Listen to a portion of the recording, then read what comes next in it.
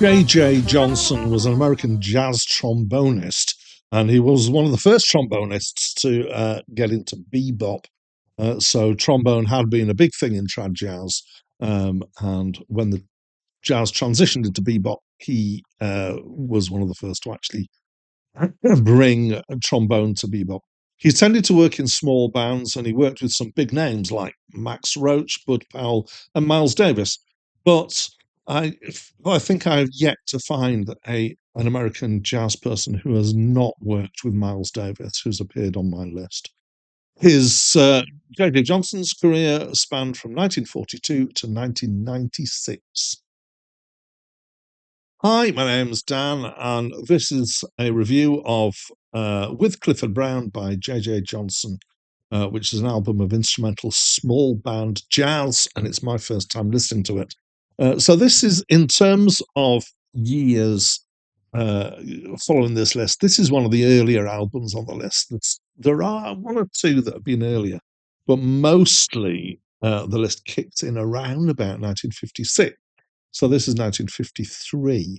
And one of the reasons for this is that 1955, 56 was about when 12-inch LP records really took off.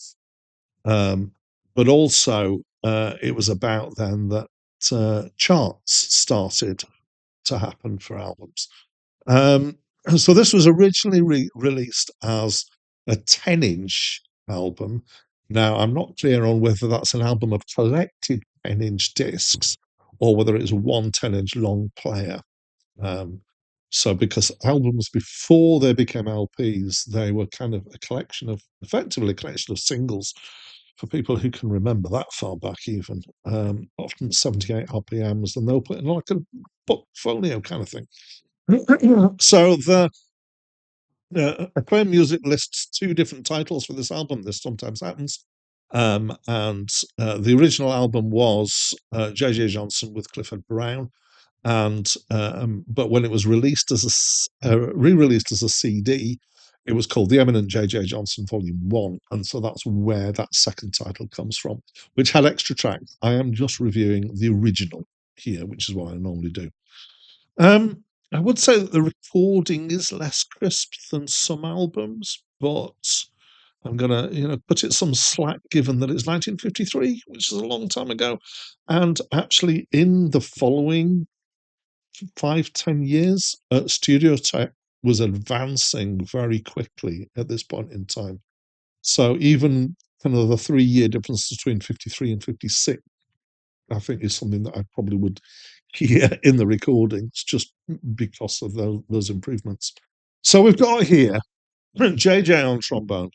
We've got Clifford Brown on trumpet, so he's named in the title as well.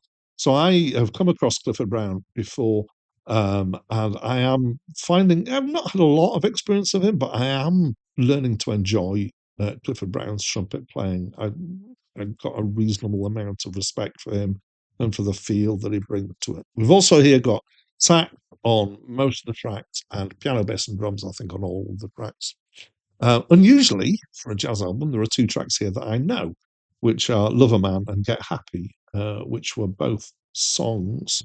Get Happy, I know as a song. Love a Man, I got a feeling that for a very short period of time back in my mid-20s, I played in a jazz band playing standards. And I think Love a Man was one of ours that we did then. Anyway, back to this album. It's fun. I enjoyed it. They're obviously having fun playing, and that comes across well. It's got a lightness to it, and a lot of skill. But I feel like any jazz album that finds itself on this list of greatest albums will have a lot of skill on it because, jazz generally explores skill. to a large extent. It's nice to have the trombone. The trombone, it's a nice sound, and I do like a trombone. And you don't actually hear it that much in jazz, to be honest, apart from, as I say, trad jazz, where it plays quite a major role. Um, he um, he plays fairly high, and he can do some fast and fairly accurate runs, which is good technique. I'm not a trombone player, but I you do the slide, and being able to get accurate notes, fast transitions must not be easy. He's also on. I was listening to one of the slow tracks, and he's got a nice slow tremolo, which is probably a really easy thing to do on a trombone. Just go slide on the slide, and it's not a sound that you can get with other instruments. And it's like, oh yes, that's nice. So I enjoyed it. I found it quite approachable jazz. It's not kind of way off in some theoretical highfalutin land. It's music that can, it's got the freedom of jazz, but it's not free jazz. It's and yeah, I found it to be good fun. But that's just my opinion. And as always, I'd love to ask you what your opinion is. So please really share that with me by leaving me a comment. But that's it from me for now.